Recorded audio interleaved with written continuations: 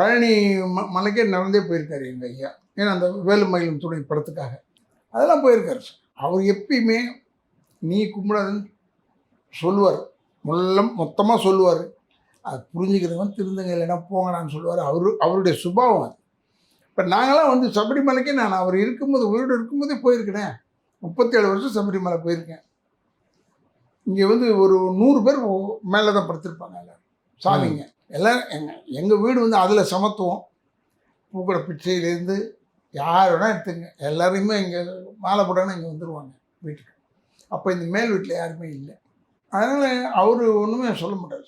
அவர் இதெல்லாம் இன்டர்ஃபியர் பண்ண மாட்டார்.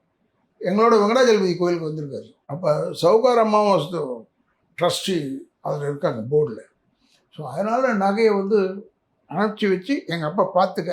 அப்போல்லாம் ஏடிசி லாட்ஜ்மெண்ட், ஏடிசி காட்டேஜஸ் மட்டும்தான் இருந்தது. எனக்கு அதெல்லாம் ஞாபகம் இருக்குது. ஏன்னா எங்கள் அண்ணன் கல்யாணம் அங்கே தான் நடந்தது 1960. அப்போ நடக்கும்போது அந்த ஏடிசி இதில் நடந்தது. எங்கள் ஐயா பார்த்தாரு, ஏன்னா ஏன்னா சாமி கும்பிட்றீங்களே, உங்களுக்கு எவனா காட்டுறான்னா, நான் இல்லைன்னு சொல்கிறேன், எனக்கு காட்டுறேன் பாரு அப்படி சொன்னார். கிண்டலா நான்லாம் வந்து இந்த ஒரு விஷயத்து வரைக்கும் அவர் தலையிட மாட்டார்.